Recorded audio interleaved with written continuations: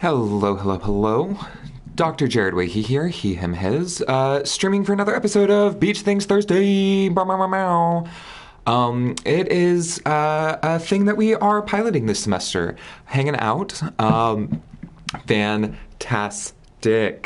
We are hanging out during, I don't know, apocalypse times, playing a game that was weirdly anticipatory of the COVID-19 pandemic, right? This is a isolated post-apocalyptic America that depends on delivery men for survival, starring the fabulous Norman Reedus, an incredibly erotically animated Norman Reedus, one might say.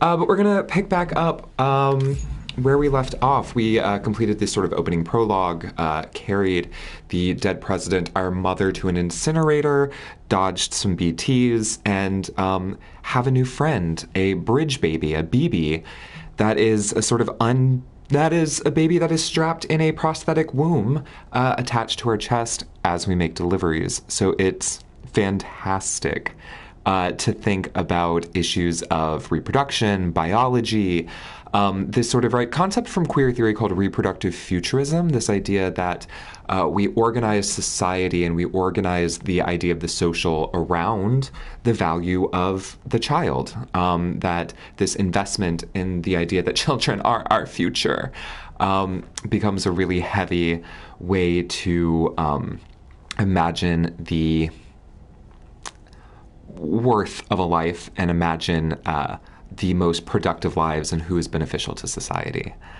So thanks for hanging out. We're going to be doing these every Tuesday and Thursday. Tuesdays for the Outer World, Thursdays for Death Stranding. But I think it's just a nice way to come together, hang out, think some big thoughts, and do that while social distancing, while staying in, while maybe resting and recovering from an Omicron scare.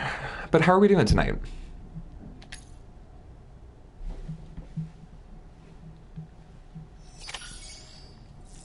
We're actually going to start the stream off immediately by thinking about Norman Reedus. And I think Norman Reedus' body. So we were asked, or we are starting in our safe room, right? So this is a space that we can come, rest up, recover, and also look at our stuff. So we'll start at the table and I think end at the shower because why not? Some key product placement. We love to see it. Oh, actually, you know what we're going to... maybe we're not going to do that. I was going to say we should play some music, but I don't want to get pinged for copyright. We can also investigate our bridge baby. Sam, this is Deadman. I calibrated your BB based on physiological data we collected from you earlier. It's still just a best guess, though. After you take it out for a spin, we can check if you're in sync and tweak the BB sensitivity as needed. Okay. Initial thoughts on this idea about taking it out for a spin. Do you take babies out for spins? What is this sort of idea between the connection of the utility of a child and also this idea of being in sync with it? What's really interesting for me about this game is that your actual controller, that is where the sort of BB's noises and cries will come from. Oh, BB looks happy. That's great. So that this idea of being in sync with reproduction or in sync with this child is really interesting to me.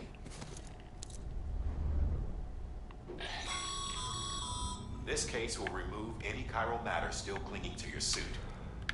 Speaking of suits, blue is for delivery personnel, red for medical, orange for corpse disposal, and black for security.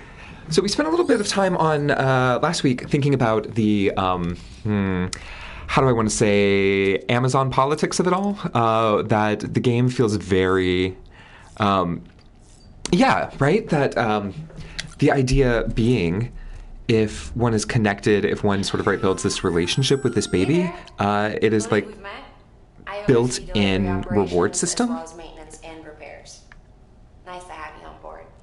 I'm Mama. Things work out better when you're nice to your bridge BB. Those there are strands.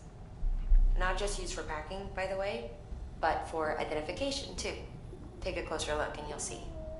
See the red there? That's your blood. Oof.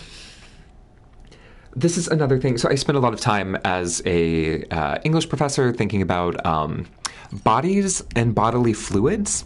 So what this game just sort of showed us with the strand, that Sam Porter Bridges, our main character, Norman Reedus, his blood is being used to craft objects and tools. And I wonder what sort of lost or what's gained, or what are the sort of implications of suggesting that body parts and bodily fluids might be made more productive or might be made into tools. We're going to continue that thread by seeing what happens when we use the toilet both sitting and standing.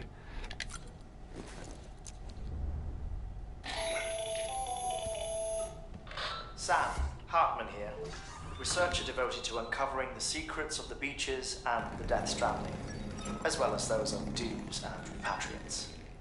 When you relieve yourself, a certain amount of chiral matter is flushed from your system. Chiral matter can adversely affect hormone secretion and nervous function. There's a correlation between exposure and the development of phobias, as well as, in extreme cases, violent and suicidal impulses. Chiralium contamination has even been postulated as a trigger for the onset of It's entirely a privacy ad. Yeah. Let's just product place Norman Reedus' show while covering up his Between Me Down There's. So that was sitting for privacy. This idea that the chiral network, chiralium, this sci-fi element, is increasing sort of phobia or increasing sort of stress about social connections. Again, I find wild Nice. Pandemic. That shot, this low angle look up, where it's just Norman Reedus saying nice. Thoughts, feelings, how are we oriented to Reedus's body in these shelters?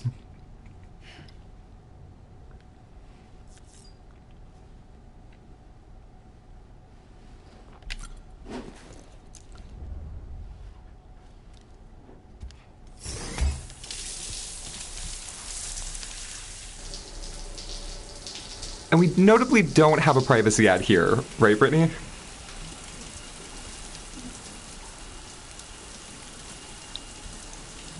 Controller's also vibrating.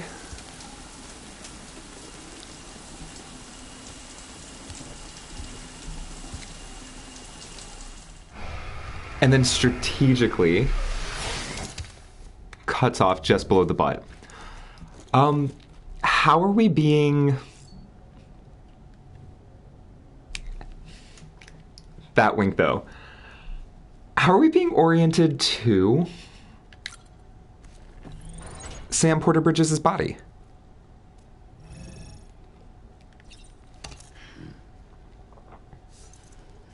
Yeah. No, I think it does tie into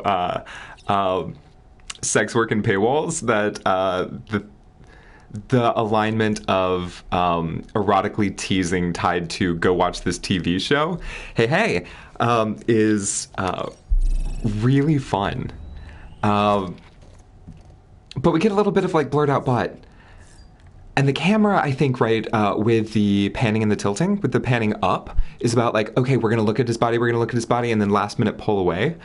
Only to come out dry and then wink at the camera is... It's very flirtatious for a game that is about these sort of heavy topics of death, violence, national tragedy, rebuilding. Well, these shelters become a place to foster a different type of relationship to Sam's body. But safe for you Dooms guys to wear. That's all you'll need to go forth and reconnect the world. Welcome, folks. How are we feeling tonight? How is week 2 going for you all on campus? I'm a porter. I don't care about connecting anything. Or making knots.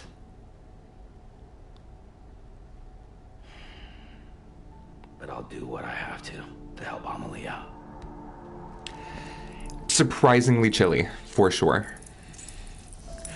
Find a heater, get a blanket. But it always shocks me how cold it is in January and February down here rather than in, like, what I'm trained to see as actual winter months. So we spent a little time thinking about this idea of national connection, right? That the premise of the game, come to the Writing Center, hey everybody. Writing projects will start coming out. One of the premises of this game, right, is that you journey westward, reconnecting the chiral system in this post-apocalyptic America, and Sam has certain concerns about doing this. He has been contracted to do so with this literal handcuff turned into your mission delivery system. And while he's allegedly doing this for his sister, to sort of save her from terrorists, the game asks us to be folded into certain structures of feelings as we rebuild America, make America whole again. And we could put pressure on that type of nationalist rhetoric and what it's sort of doing. I mean, it doesn't not reproduce the idea of going westward to rebuild a fallen country. And just like that, you'll reconnect us not only to each other, so I think the to our past. thematic at the forefront of this game, as we were thinking about last week, that it is, oh man, that's made out of his blood. All the lost and fragmented junk data will be compiled and restored. We're thinking about, I think, community connections for, yeah, and sort of what 6 billion years of history. what sort of connection and intimacy looks like in this type of isolation and fragmentation. Will be ours again, and that, my friend, is how we'll beat this thing. I mean, I don't know. Thoughts on the type of hero narrative that's being spun out by Die Hartman here? Be an issue. You'll also be able to use chiral printers. Won't be long before we're able to send all kinds of things through the wire. Except anything original. Or that's got a soul. Nothing real. Just copies. True. Which is why we'll still need porters like you. I'm interested in this idea of Before and after matter and materiality that comes through. Like, what is quote-unquote real for Sam? What can we touch? What are we sort of, right, leaving behind? Versus this idea of, like, the soul. Because I think even though Sam starts off as this reluctant hero, right? We are not... dispatch terminal. He is Make sure you check it out. physically averse to touch and is sort of afraid and has a sort of phobia about this touching, right? But yeah, Dispose of them? it Hold on. is absolutely, as Brittany's pointing to, centering on this tension and this irony between sort of, right, being touch-phobic, touch-averse, with the, like, narrative drive to make connections and connectivity. You tell me. And I think that's a really interesting use All right. of See what I can phobia, neurodiversity, disability to sort of, right, craft a politics of the game, right? That at the very core, as y'all are pointing to, this game is about relationships, is about connections to each other. And the idea of connections is sort of reinforced in some of the gameplay mechanics, especially the asynchronous sort of co-op. As you, like, build structures and sort of support other players asynchronously, but then carried through in these sort of themes and sequences about relationships, physical and otherwise. Hi, Dads Mickelson. Sorry, Lisa. Don't worry. I'll take care of him. I promise you.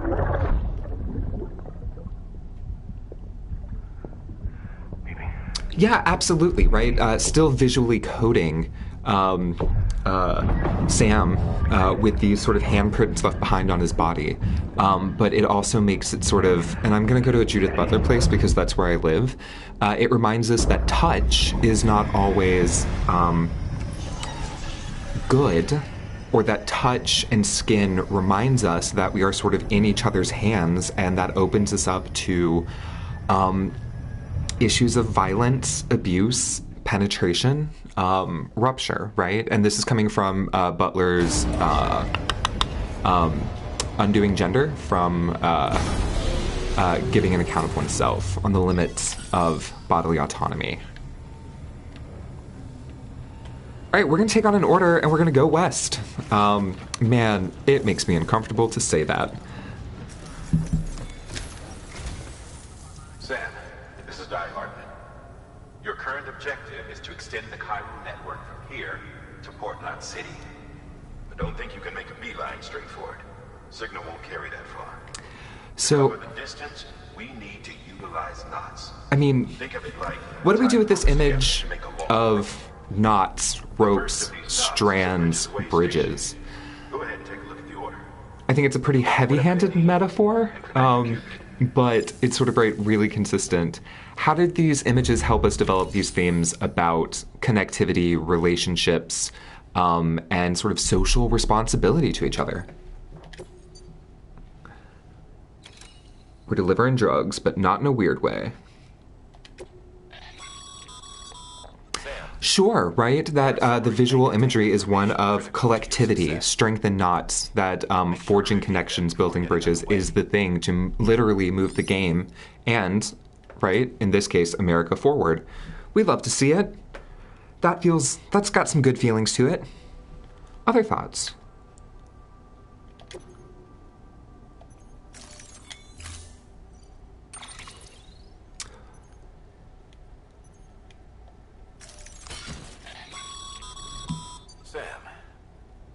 We've supplied you with some rope and a ladder for this run. They should help with the steeper inclines, and the ladder will also make a halfway decent bridge if you need to cross a river. Right now, this game takes all of like the RPG joy of inventory management and just forces you to make, craft, store. And then it's absolute. I mean, I think what Brittany's pointing to in chat right now is and as we are literally physically loading up Sam, thank God we can auto-arrange cargo because I'm bad at understanding things and like Tetris. But like so much of the game is about inventory management and literally loading up Sam's body, right? Like this is on hips, shoulders, back, and that it is a highly embodied form of gameplay, right? It does speak to physical capability, being a hashtag powerhouse. But it's also sort of exhausting. I talked about this last week, but like, hi, I have a congenital spinal deformity. So like, I'm looking at all of this and I'm just like, oh man, that spinal compression must really like super soak. So it is a game that asks you to think about, right, overburdening the body, which again picks up this metaphor of connection and community. Who is bearing burdens? Who's bearing the load? And for us, this is Sam.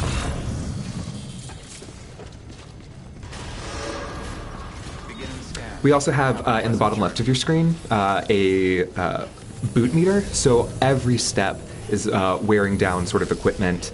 Every step is, you have to be very conscientious about the economy of the body, right? Like how you move and how you get from point A to point B. And do you have enough, have you packed enough stuffs, right? Have you really like overburdened that body? And what do you need to take? So we're heading here to a way station. I'm gonna map that route real quick. You can see our previous routes. A bit of circuit.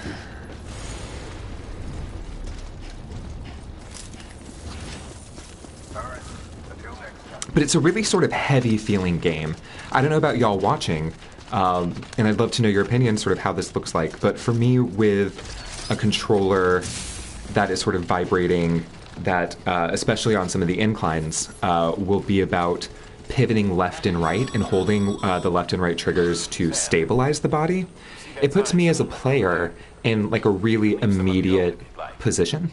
Messages, warnings, words of encouragement, whatever comes to mind.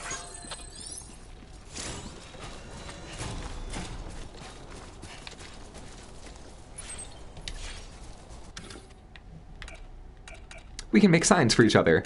That's really fun for me. I mean, it's absolutely a painful game. If sort of, right, if I think the game reminds you that it's painful. One of the things that you see in the shower, of course, is some of the scars and like the rubbing on the body. Best porters have been able to lose their cargo. But you're better than the best. You've got what it takes to finish what they started. If you come across any abandoned shipments, consider taking them to their intended destination.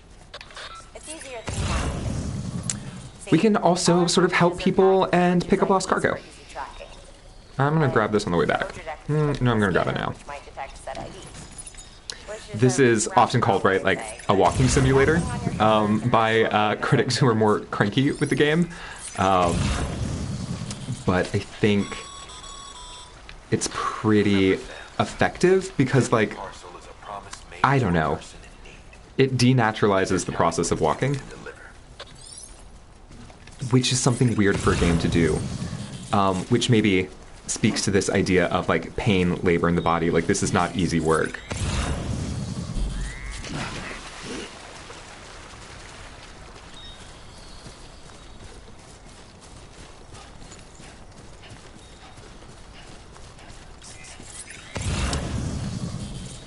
One of the things this interface allows for is just like being hyper aware of your environment and the depth of water, the height of rocks, and things like that.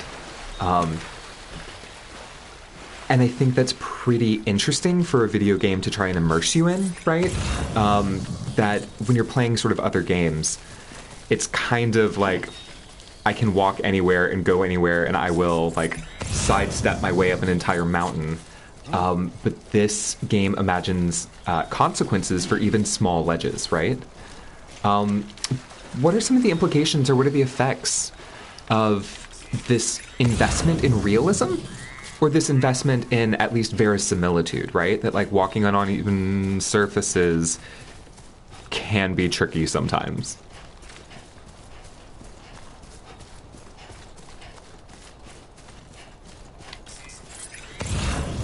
I guess, how are you feeling about some of these gameplay mechanics? It's a really unsexy question because, like, as a literary historian, the thing that I kind of, like, always want to ask about is how does form work together with, like, content? I mean, it has to be very regulated, right? That it is... delivering lost cargo. That it is about managing the body and managing the body's capability, right? And that's pretty interesting for, especially later in the games, right? As later in the game, as we come across really harsh environments, and right, like the rain damages our cargo, so having these sort of economy of steps becomes part of the strategy, part of the success. And it's turned something that for a lot of people is a relatively mundane experience, walking, and puts us in, puts it as a challenge, right? Sam, if you come up against a sheer cliff or a steep slope, don't forget about the ladder we issued you. Be sure to try it out. I'd be interested to see what uses a seasoned pro like you might find for it. So we're gonna go ahead and build, let's build a ladder. Somebody has left the sign. We can help out. And create, literally, this is what I'm fascinated by this game, also as a disability theorist.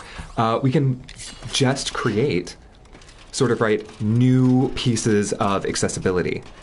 Oh, for sure, there's something that feels pretty realistic, or, right, verisimilitude. It's got that sort of, right, thing of if you are an average player or an average person who is not like super jacked Skyrim person, I'm just gonna do all of the connections to Skyrim because I have only ever played one game. This is a lie. But that like the idea that real bodies are not capable of like everyday hyper feats of scaling mountains and like just being the most acrobatic and athletic. By reminding us of this as players, it sort of takes us out of some of those fantasies. Yeah. And I think later in the game, oh, this is a bad idea. Later in the game, we get some more adaptive technology that sort of helps him carry more and more weight. But it's shocking how, like, it just feels heavy. And you reflect on, right, the capability of a body. How do bodies sort of do this work? What is, what is sort of, right, like, how do bodies work? And I think that's a cool question to ask with a, like, weird video game.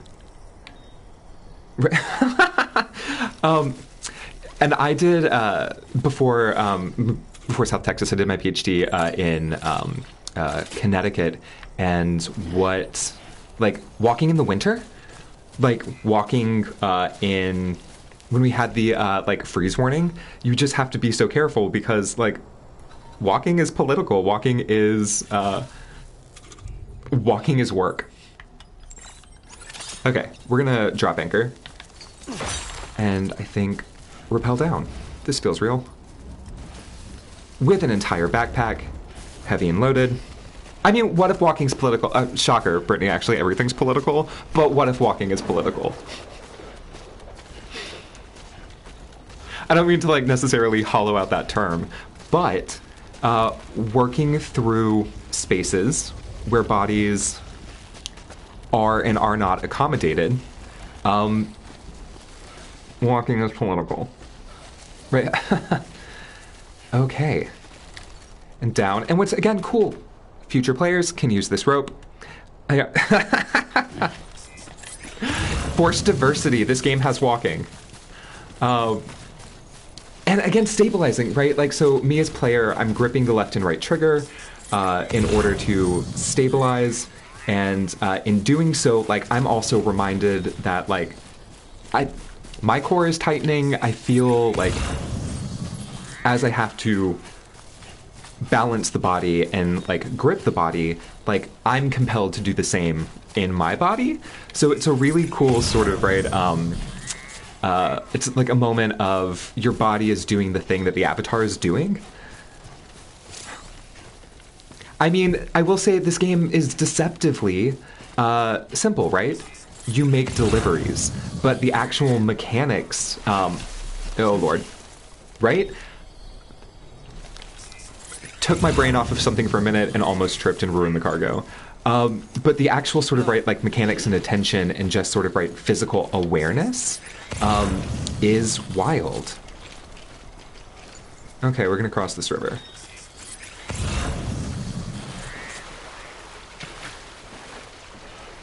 Yeah. Tell me more. I mean, like, the strand type games, right? That, like, this is...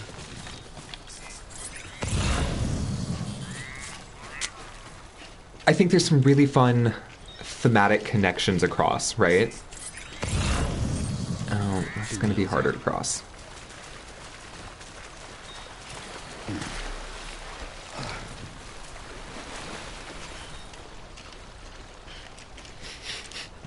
I mean, what if everything's... This game makes a very... there's tar. Toxic gas. And then just the thing that super sooks, about halfway through, maybe a little later than half, the game just says, oh, you know what would suck? If you had to make all of these deliveries to snowy mountainous areas. Enjoy. So it just really puts the grind in, like, the game just asks the question, hey, what if it really sucks to make deliveries in snow? And it's like, it absolutely does suck to make deliveries in snow that rots and rusts your gear. So it is really brutal. Cut episode 2, our goal. Head west. Delivering cargo. You can also, there's some fun engagement. Again, what I love about this game is how bodily fluids are used. It is just a game that is thinking about, on every level, what do you do with your body? What's fun about a body? What actually super sucks and is weird about a body? This is great. And you can pee collaboratively to build up, like, those mushroom colony type things, right? So, like, what you leave behind can also be there for other players, which is fun. Is anybody... So, we just got a new social media cert. It is... speaking of fluid, this sort of, right, prosthetic, embryonic, like, thing, is also about, like... Yeah, more fluid. Is anybody... We just are pioneering and developing a social media certificate between English and comms to sort of, right, help demystify and sort of, right, give professional experiences for, like, writing for the web and writing for social media. Like, we've had these courses in English for a minute, but now we're sort of developing an official, like, cert. Has anybody... taking any of those social media classes? Because I would love your perspective about this reward system and how, like, the economy of likes is functioning in this game. I'm going to be harassing Dr. Andrews and maybe Dr. Johnson to get on mic and sort of talk and explain. But I don't know if y'all have any thoughts or feelings about the, like, social media mediacy that this game sort of relies on. 3 years we've been waiting for help. 3 years. And they sent us one guy who's... Shit. Okay, for a hologram, this man is very judgy. Tell me you brought more than the oxy, at least. I've got the Cupid. You... Really?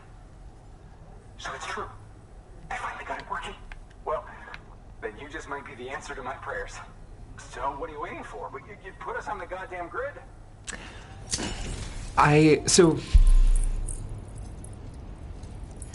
Completing this mission, great. Connecting the Cupid, yes, absolutely. Setting down a structure gets likes, and then the more, like, likes that it receives, you've sort of, right, helped more people on their path, so they, like, really enjoy that. And, like, there's no downvote for structures. You can sort of remove other people's structures if you don't love it, but it certainly feels optimistic, right? That it is rewarding creating helpful environments, which, I don't know, historically is not the reputation that online gaming has, right? But we've got somebody to join our network. We have literally sort of, right, brought them back in. We are the answer to their prayers, and we can fabricate more equipment. But this also then shows us other equipment in the area left behind by folks. So the area is now connected to the chiral network, enabling you to see and access other players' structures. Connection to capital, not city, confirmed. Woo! It's really happening. Just like Amelie promised. We can finally do what we came here to do. Hey, you're headed west, right? Gonna be a lot of people happy to see you. Guess you'll keep on till you hit the coast, huh? I mean, it's not remanifesting destiny. Me, I've never met her. Only seen her holo messages back when I was with the first expedition. But anyway, you best be careful on the road. How do we feel about this narrative drive to, like, make other people happy with our labor? Our back-breaking labor in some cases, right? Thank you, Sam. By bringing that way station into the chiral network, you've put it in direct contact with those of us. But it is not a city anymore. But it's becoming. We're making everything whole again. Structures our previous expedition put in place, and beyond them is your next destination, Port Knot City. It's on the shore of a crater lake that formed after the first void out. Your objective is to link up Port and Capital Knot. But to do that, You'll need to utilize our facilities as additional waypoints. They'll be essential for establishing a stable connection. I mean, it is a lovely like economy of like love fest, right? That's the fantasy that it wants us to like get folded into. That helping others, getting everybody connected, helps everyone, right? Our playthrough, it also helps other people's playthrough. The more connections you have, the more you share resources. All boats rise, right? And that's, I don't know, how does that make us feel? That to me is like a really nice. I like that vibe, right? Like, especially coming at the end of 2019, to have a game that is so invested in helping others helps us and kind of everyone, that to me feels useful. Okay, we can fabricate some more equipment, we can make some lost deliveries. I want to take on orders and go back to Capital Knot City and pick up some of the stuffs. Oh, that's a really heavy one.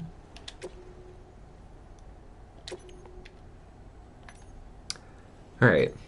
Let's carry 532 pounds? Like, units of meat. We've got some ladders. Well, we should probably make one of these. We can wait. But it's... I think I like the good vibes of this game, right? That making other people happy makes you happy. Or make sort of, right, like the playing community happy. Okay.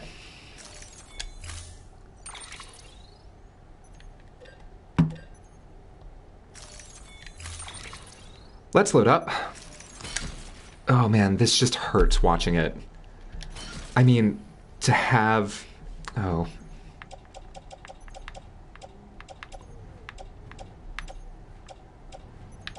What is this in... Okay. That just, like, animated...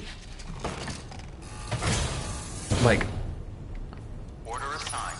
Oomph? I don't know how to describe... That animation that just sort of reminds you how heavy this is pretty grueling.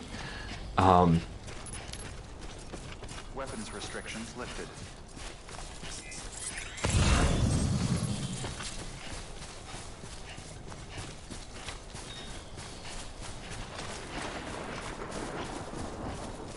Oh man.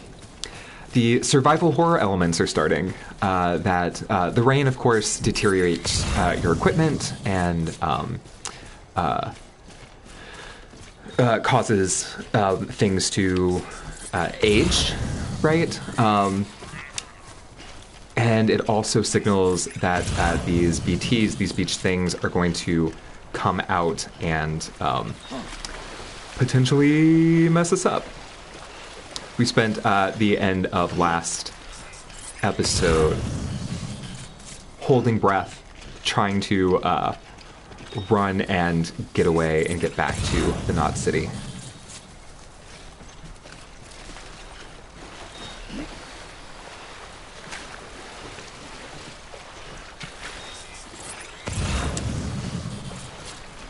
I played hours of this game on my own, but it still is nerve-wracking just crossing a stream, holding those left and right triggers together, making sure... Oh, let's drink some Monster Energy, refuel some stamina. So I think the gameplay elements, right, are pretty simple but pretty effective in... Yeah, I mean, absolutely. You get a little, like, otter hat, which is pretty cute. Later in game, if you do, like, enough missions for the, I believe, costumer, but running water, like, as a site of anxiety in this game, I'm like, great, love it. I will, like, I am anxious, my palms are sweating, crossing a river.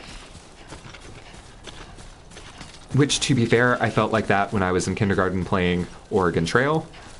Speaking of going west, but I do love the Conan cameo. Again, for Kojima just to be like, I'm gonna get people that I like to just like hang out and make a dumb game with me, is truly vibes, right? Like, Oh, no, this is not good. I'm not leaving you a like here. This is nothing. XYZ shade.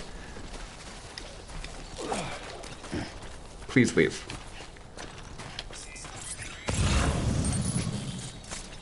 Oof.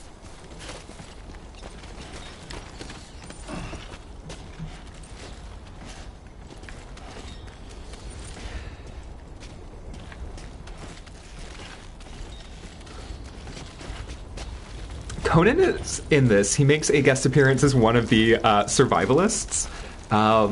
If you are able to find him. So that the game has pretty... It feels pretty open-worldy at parts because like it opens up afterwards as you are asked to... Oh, man. Make all of these sort of deliveries to all these people, some of whom are sort of unlockable or like you find after side quests and things like that. So it rewards you for just putting in the hours and the labor of making deliveries. Sorry, I'm even crouching to help cut some of the body weight. Man, what is... Oh, that's my ladder. Whoops. We are going to deconstruct this. This ladder is helping no one.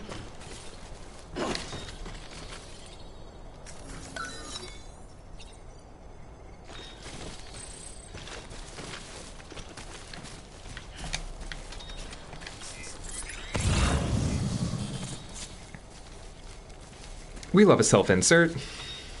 Okay, let's see how much of this we can get. Alright. An XL emergency fuel. Oof. This hurt. This pains me. Yeah. I never... Like, it is a form of deconstruction. I don't know if I can grab that from this cliffside. Ooh. Maybe we'll do a rappel.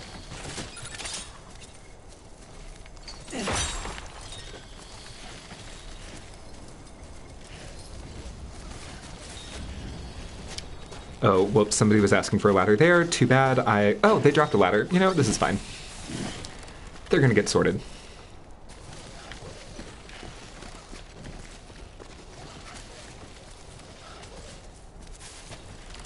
One of the, again, just about community making and accessible world building. Like, the game is just about saying, like, oh, ask what type of things you want, and then can the other players work together and build those things. And I think that is a really lovely conceit for a video game.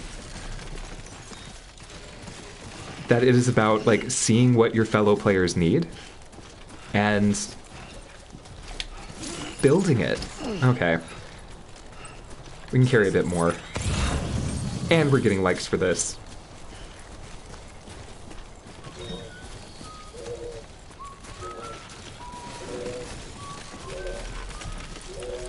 Oh no, my baby's having concerns and issues.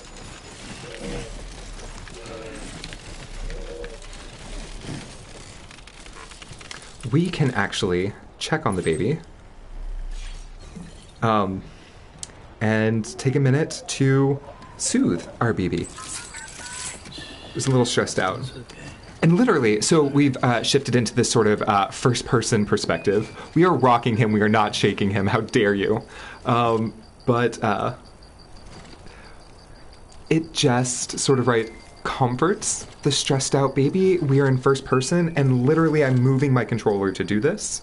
So, there's a weird immersion here that, again, if you were syncing with your BB, if your BB sort of begins to like you, better things happen. But you were put into this sort of first person role for nurturing.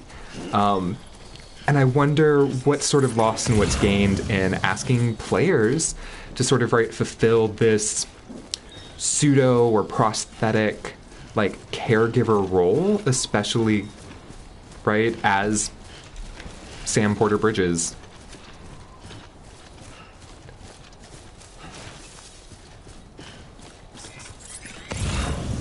What's up with putting players into caregiving roles for babies?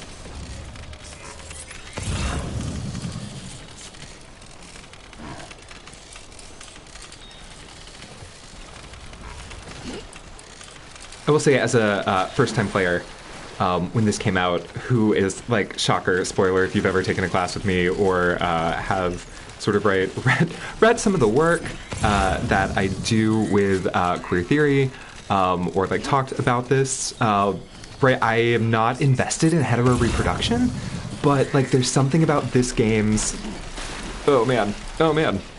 There's something about this game's mechanics that I'm not mad about being put into this role.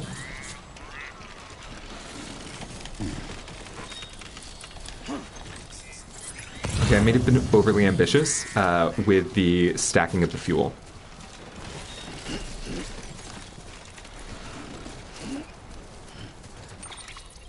Let's organize some of this cargo real quick. Because it is a struggle. I mean, yes. Respectful of spoilers, sure. That how we are oriented to this BB at first, right, is Die Hartman telling us, oh, it's a tool, it needs to be disposed, it is not productive. And what the game is sort of asking us to do becomes sort of short-circuiting that mindset about the worth of a body and a life being tied to utility, right? That's pretty cool.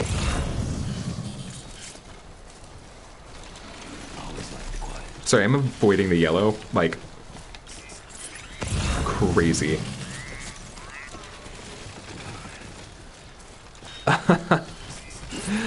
I mean, this game also relies on a bit of like celebrity referentiality, right? That one of the pleasures of playing this game, is the Norman Reedus factor, right? Sorry, we're gonna make this delivery. I'm not losing this cargo. We are not damaging it. This is my hubris at work.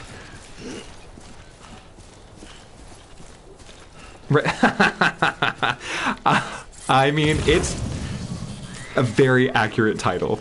Norman Reedus and his amazing fetus. No, what is Norman Reedus is actually, his son is named something that is also, like, somebody Google real quick, what is Norman Reedus' son's name? Because it's not Chungus, but it's something like Chungus.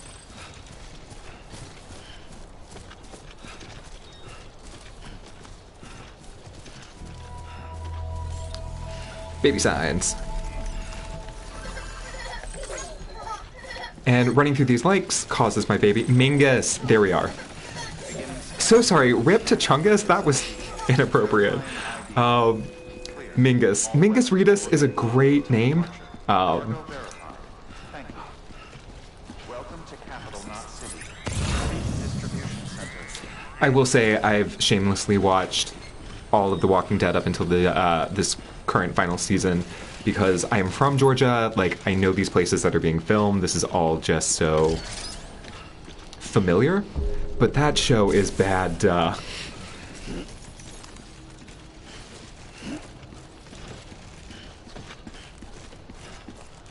of the things that we're going to be talking about in the Monstrous Fictions class coming up, spoiler alert, yeah. Oh, truly gutting. And then redemption arcs for violent, racist, sort of misogynist. It hard.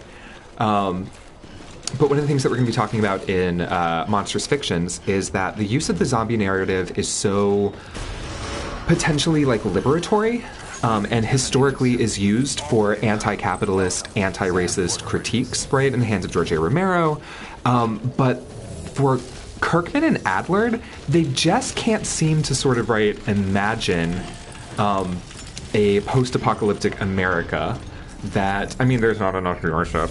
This is the final season. It's pretty, they're dragging it out, but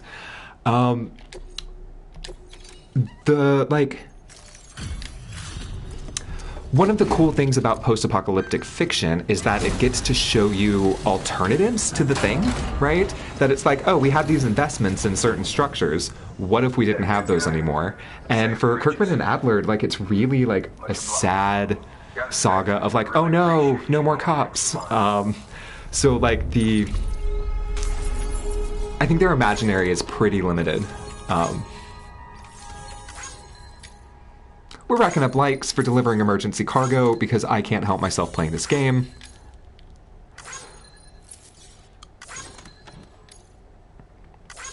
Just please validate me, game.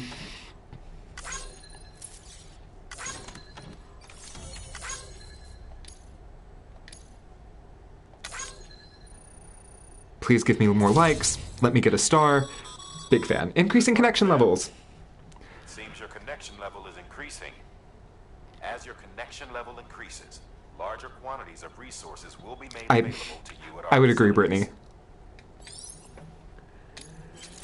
So, I don't know, right? Part of what this game rewards is the labor of labor. You get more resources, you can sort of get more stuffs, build more things, you level up. It's not your typical, RPG style game in terms of distributing skill points, but if the drive of this game is about community building and accessible community building, I'm not mad at that. Hey, I got something for you. And we get a fun present.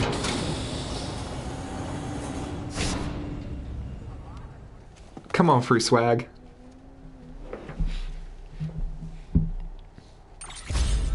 Aw. Alright, until next time. We're gonna put that on for next episode, absolutely. Wait, so what do I have on my back and why am I not delivering it here? What are my current orders? How have I messed this up? Talk to me. Yeah, so we were theorizing a little bit. Oh man, that went the complete opposite direction. Whoops. I am not going to get a time bonus there. It feels skeezy, right?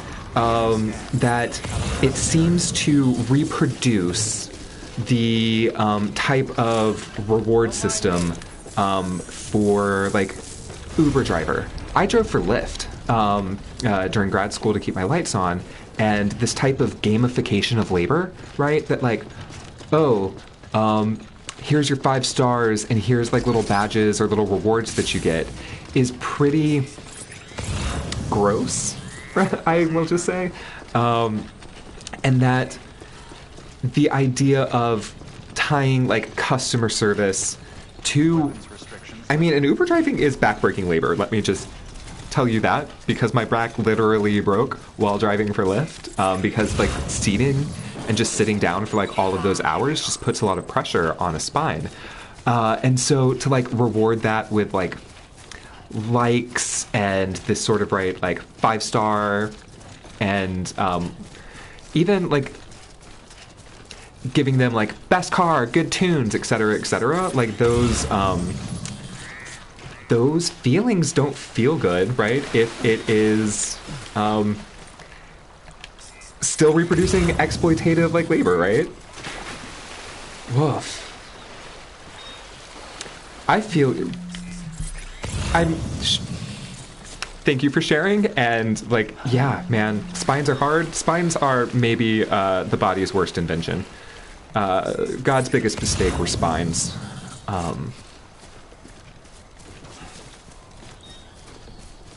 Okay, well, if these metals have to go in the complete opposite direction, I'm kind of... maybe I'll pick up this stuff and drop it off for somebody else to deliver. We'll get some likes for that.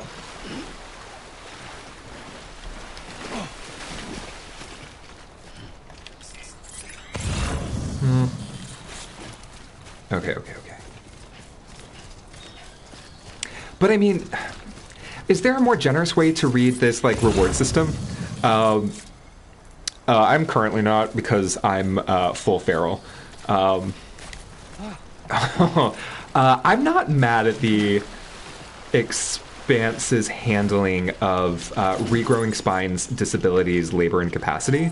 That I quite liked the temporary assistive mech device. Honestly, I just am in love with Drummer. Everybody needs to be watching The Expanse, that is for sure.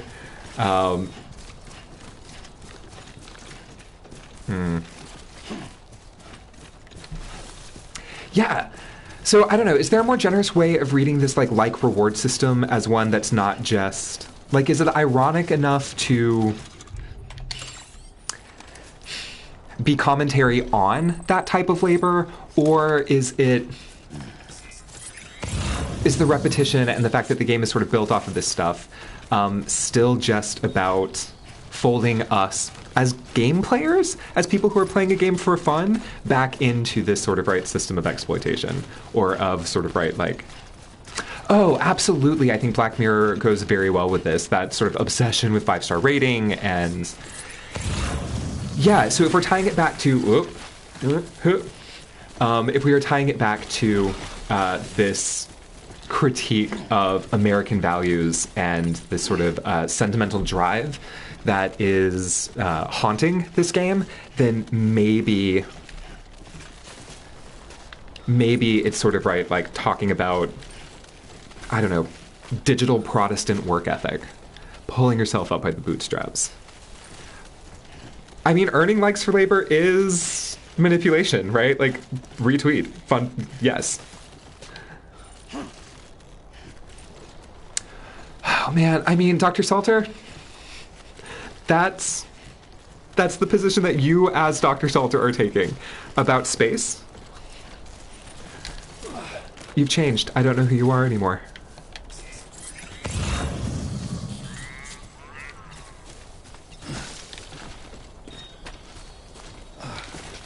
But I mean, this game, I don't know, aren't all video games dopamine manipulation? That I'm just following myself on these paths. Which I'm so proud of you in that robot vacuum. Living your best life, good for you. But I don't, if all gaming is in some part dopamine manipulation and also labor, right? Like, we call it grinding. I've put, shamelessly, I put like 80 plus hours into Pokemon Shining Pearl. So, like, at me. But it is a grind, right? So maybe if we're being the most generous with this game, that the like system at the end of each session is a sort of metagame commentary about, like, labor. Thank you for your support. And I love Tau. I support Tau. Please thank Tau for the labor that they're doing.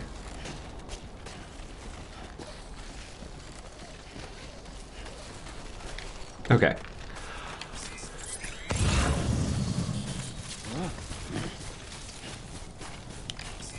Honestly, the nostalgia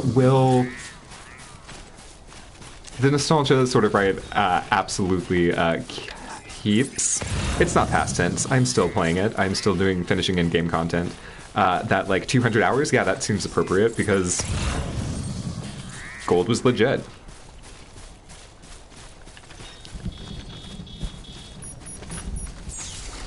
Oh no.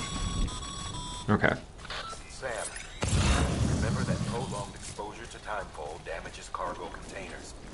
Don't stay out. So this game is just about making your environment hostile to you, which is pretty good. I'm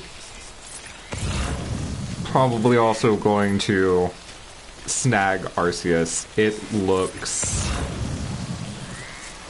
looks It looks pretty exciting. I do like Breath of the Wild Pokemon.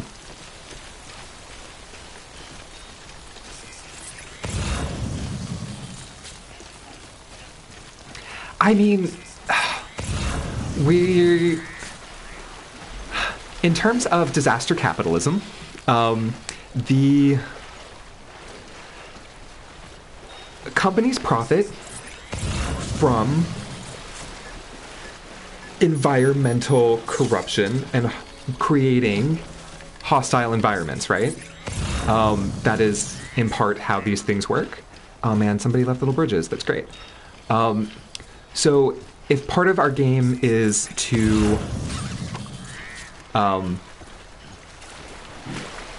combat this sort of hostile post-apocalyptic world, I think maybe that could help us shed light on some of the corporate politics of this game, or some of the ways that this game asks us to think about incorporation in our bodies and our labor. Keep on keeping on. Oh, someone's online.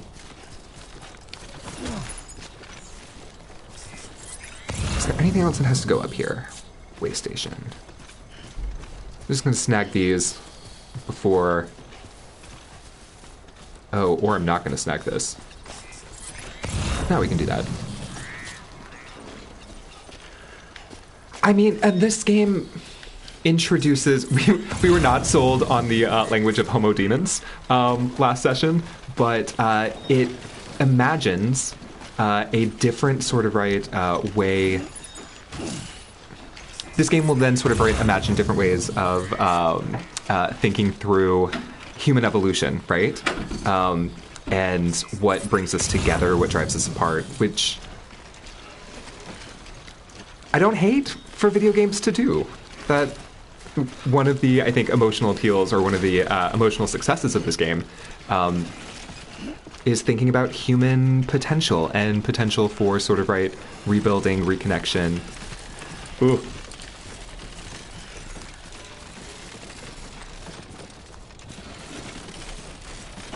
So maybe it's demanifesting our destiny. Oh, yeah, no, it's, I'm not mad at that reading. That reading makes sense to me. Just dropping a lot of likes for that sign.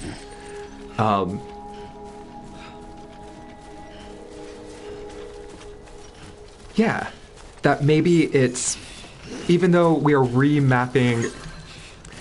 Somebody has to cheer me. I mean, y'all in chat are emotionally cheering me on. I feel it.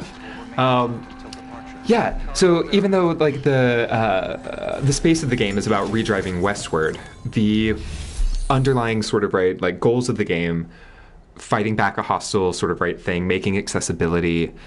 It's not built on sort of pioneering domination, or conquering. It is about yeah, you can trust that. Yeah, I don't know. It's about creating different sort of feelings.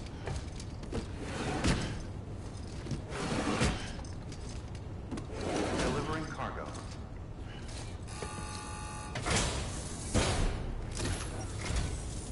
I'm so glad. Aw. Gotta say, you truly are incredible. Okay. So not only are we just sort of rewarded with likes, yeah,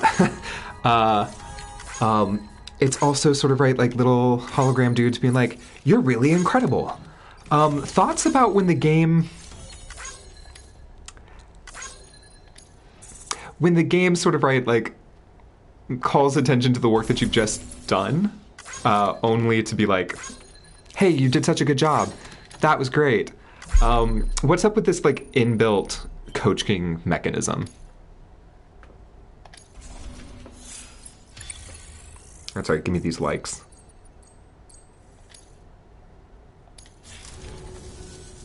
All right then. Thanks for everything.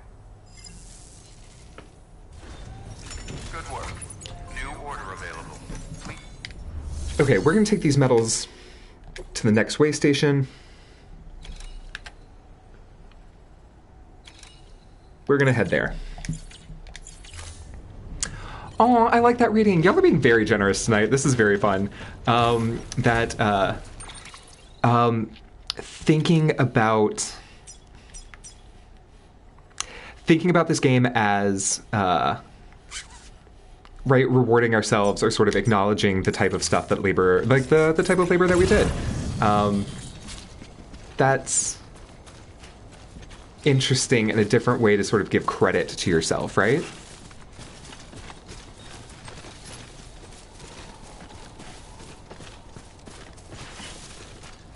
Also, as you can see, I'm very bad at mapping my route. I was like, we're just going to draw that line that way and then go a different way. Ooh. Memory stick. Sam, if you stumble across any memory chips on the road, I'm going to create a little sign for other people so that they don't miss this little memory stick. the nearest terminal. There's no telling what kind I of mean, we're not here to max out the game, but also definitely tell me if I'm missing memory sticks.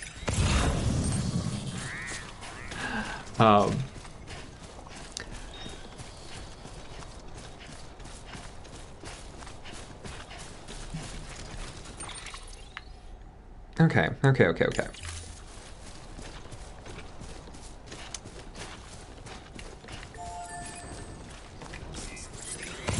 Scouting towers. Oh, mule territory. Let's go.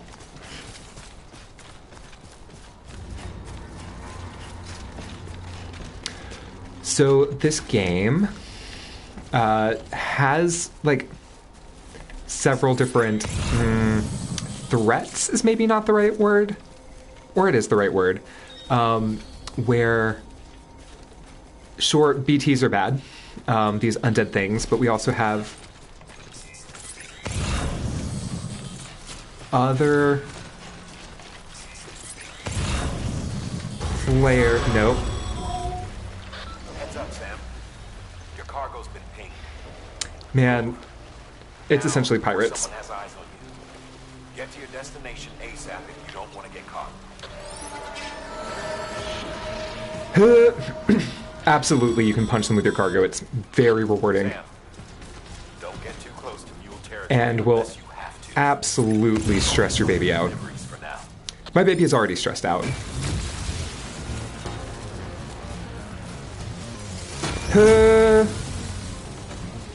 I do have the strand. Will choke. I mean, I'm not confrontational. And it doesn't matter, as the game will just sort of say, you know what? You thought this was a bad thing? Let's introduce the next bad thing. Here is... Oh, and I can't choke these out yet. So now we've moved from mules to... Ooh, redraw my map. BTs and timefall. Gave you trouble, huh? Good thing it was raining. Even they know better than to mess with BT. And you can see the sort of strands, the umbilical cords in the sky to kind of help guide where you do and do not want to go, which makes me anxious. We're going to refuel up on some monster energy, gamer fuel.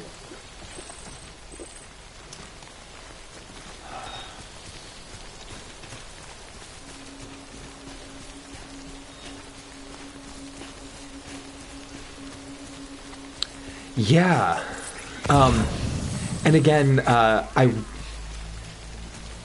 doing so in sort of like ironic mirroring.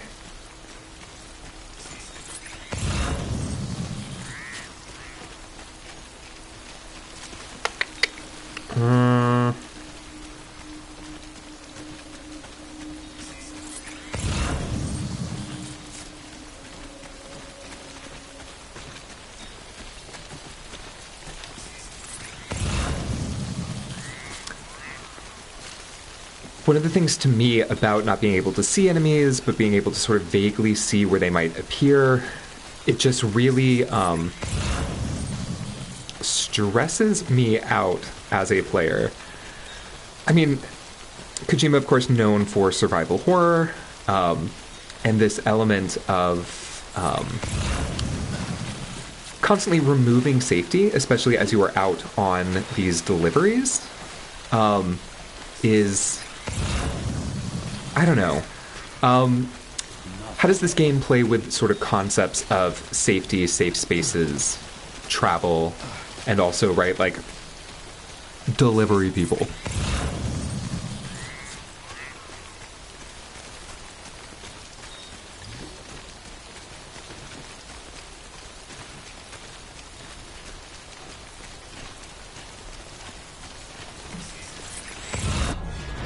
Here we go.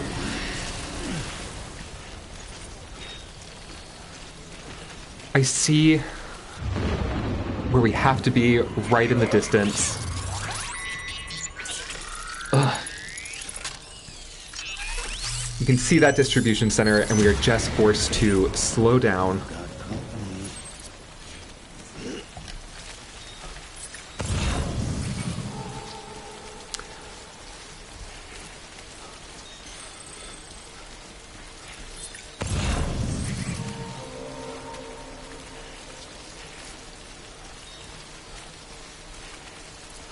Oh, and they are literally called, right, like, mules, right? So it is,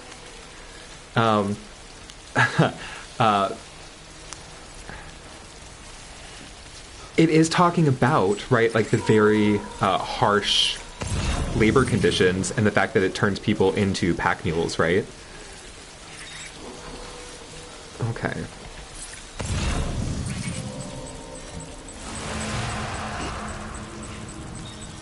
Oh, that's not fun.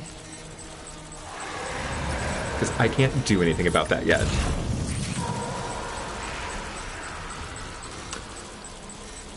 Absolutely surrounded. This is great.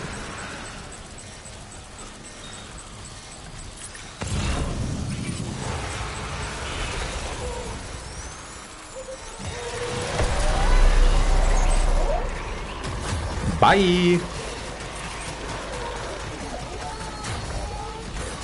Oh, man.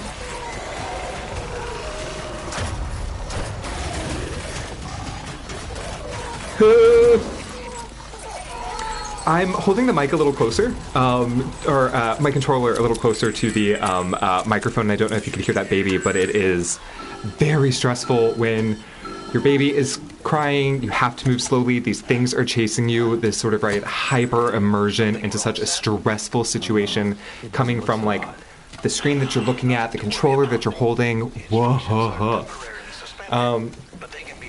Yeah, it's a psionic baby. The baby, we'll find out the baby's relationship to BT's beach things later in the game, but, like, again, oh no, my baby is suffering. We are going to soothe him.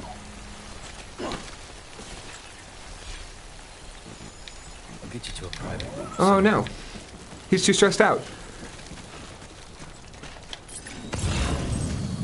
Oh man, I stressed out my baby. Also, not the only one stressed out. Just saying. When the strain on your BB exceeds sustainable levels, it triggers the production of harmful compounds, and the body, in essence, begins to attack itself. Oh. It's called autotoxemia. If your BB's not performing to spec, drop by your private room and see if the incubator helps. Yeah, we're gonna pop in, deliver this cargo, rest up, rest our BB. I feel really guilty. I mean, the language that Die Hardman just used, right, is, if it's not performing up to spec, it's a fetus. It is a fetus in a prosthetic, like, womb. Like, what do you mean performing up to spec? It doesn't have a job. It's a baby. So, again, that tension between, are we using bodies as tools? Are we using body parts as tools to create productive and hyper-productive and hyper-capable folk? Or, through these sort of, right, various sentiments and structures of feelings, are we, like, asked to sort of critique and sort of resist that pressure of making bodies into tools, into hyper-capable tools. In Universe Explanation, we're going to learn that these BBs, these bridge babies, have sort of connections to sort of death and undeath, so that, they have this sort of, right, ability... They have a tether to sort of, right, like, these in-between states. Yeah. So, sensing these attachments, sensing these, like, ghost umbilical cords. Word, okay. Well, let's rack them likes. Oh man, so close to 3 stars. Rude. And again, so like your porter profile becomes sort of more robust in the shape of a star. That I went the wrong way, but did not get assaulted by BTs. I feel very proud. Very risky just choosing to run. Okay, it's time.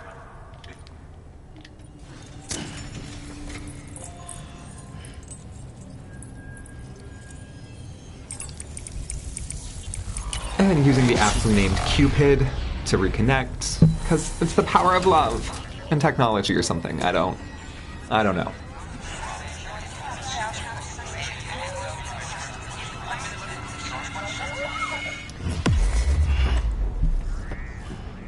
With the vibration of the controller, I do feel like very rewarded when these chiral strands are sort of connected.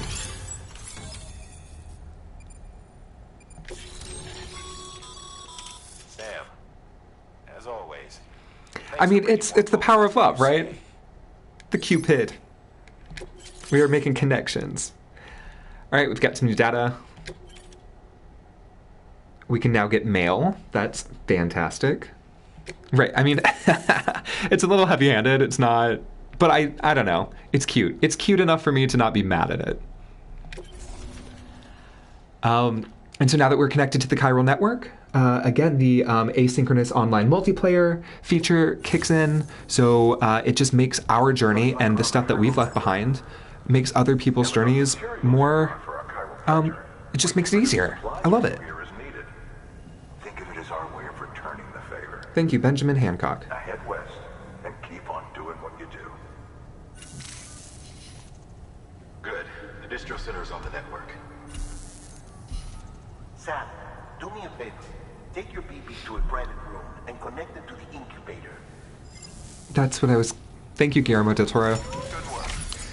All right, well, let's call it an evening. I'm going to go ahead and save before we get thrown into a lot of, can we pick that up on next Thursday? Because I think